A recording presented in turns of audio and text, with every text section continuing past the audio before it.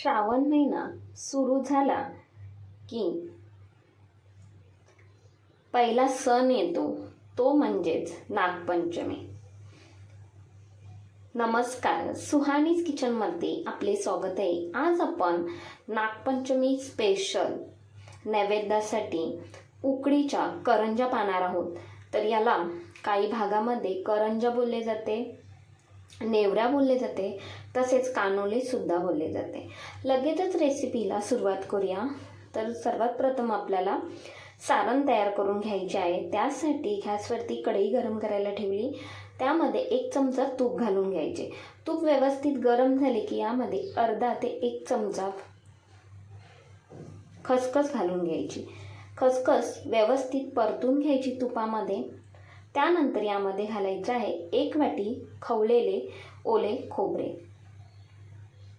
1 मिनिटभर ओले खोबरे तुपामध्ये व्यवस्थित परतून घ्यायचे.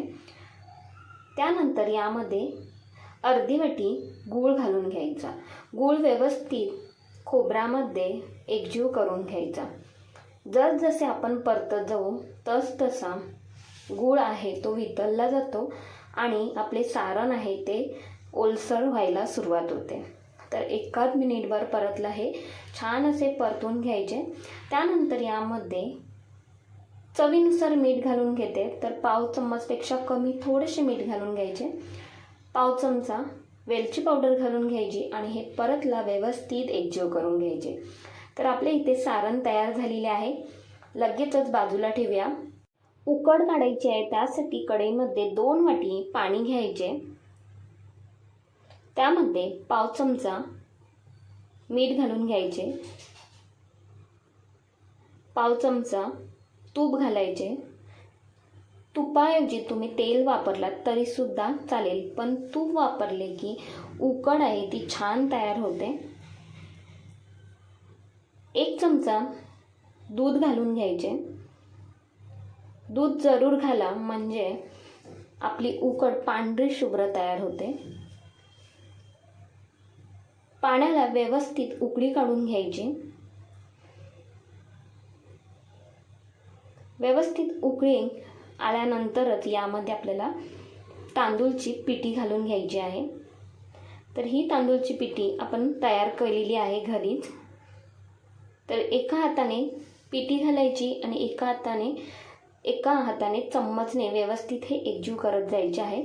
तर इथे मी 2 वाटी तांदूळ पिठी घातली आहे आणि 2 वाटी पाणी, हे योग्य प्रमाण आहे.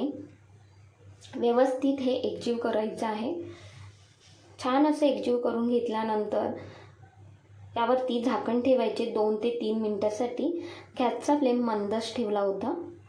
2 ते 3 मिनिटानंतर झाकण काढून घेतले. तर इथे पाहताय आपली उकड मस्त अशी तयार झालेली आहे. अजिबात यामध्ये जास्तीचे पाणी नाही आहे. एखाद्या प्लेटमध्ये किंवा परातीमध्ये उकड काढून घ्यायची. गरमच असताना आपल्याला ही मळून घ्यायचं आहे. त्यासाठी इथे 1 ग्लास घेतले आणि ग्लासच्या सहाय्याने हे व्यवस्थित उकड मळून घ्यायची. यामध्ये गाठी वगैरे असतील त्यामुळेच व्यवस्थित हाताने मळून घेते आता परतला. तर उकड मळताना इथे पाहताय तुम्ही व्यवस्थित अशी मळल्या जाते. जास्तीचे पाणी सुद्धा नाही आहे. एकदम परफेक्ट आपली ही उकड तयार झालेली आहे. हाताला चिटकत असेल पीठ तर थोडेसे पाणी लावायचे आणि व्यवस्थित उकड मळून घ्यायची. व्यवस्थित मळून घेतल्यानंतर पाव चमचापेक्षा कमी इथे मी तूप घेतले आहे आणि हे व्यवस्थित परतला मळून घेते हाताने. अगदी लोण्यासारखी ही उकड आपली तयार झालेली आहे. तर मस्त अशी उकड तयार झाली. आता आपल्याला लगेचच करंजी बनवायची आहे, म्हणजेच नेवऱ्या बनवायच्या आहेत. त्यासाठी लिंबाच्या आकारा एवढा गोळा घ्यायचा. त्यापेक्षा मोठा थोडासा घेतला तरीसुद्धा चालेल. व्यवस्थित गोल गोल करायचा आहे. अजिबात क्रॅक जात नाही आहे ते पाहताय तुम्ही, म्हणजे आपली उकड व्यवस्थित अशी तयार झालेली आहे. तर आपण आता पारी तयार करूया. तर इथे 1 अंगठा आणि दुसरा अंगठा असा मध्यभागी ठेवायचा आणि एक वरच्या बाजूला ठेवायचा अंगठा आणि आपल्याला ही गोल गोल करत मधल्या भागी दाब देत पारी तयार करून घ्यायची आहे. मध्ये मध्ये पाण्याचा हात किंवा तेलाचा हात तुम्ही लावलात तरीसुद्धा चालेल.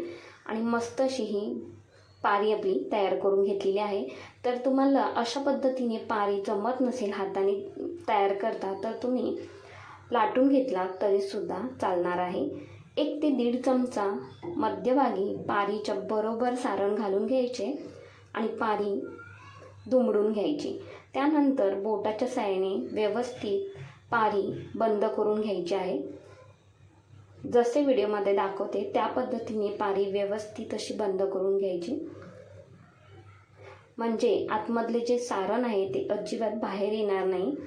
पाण्याचा हात लावून व्यवस्थित बंद करून घ्यायची.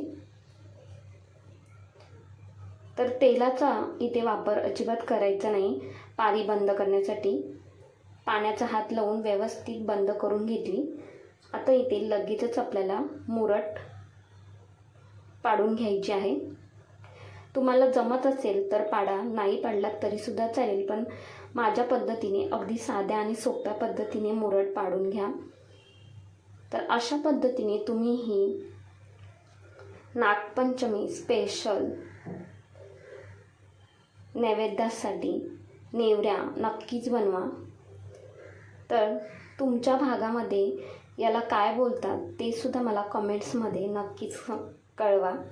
तर इथे मस्त अशी आपली एक करंजी, एक नेवरी तयार झालेली आहे. छान दिसते. तर केळीच्या पानामध्ये इथे मी ठेवून घेते. तर दुसरी पारीसुद्धा मी तयार करून घेतली आहे. अगदी हातावरतीच या मस्त होतात.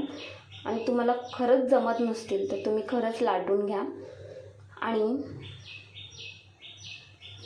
पारीच्या मध्यभागी 1.5 चमचा सारण घालून घ्यायचे आणि पारी बोटाच्या साहाय्याने व्यवस्थित बंद करून घ्यायची.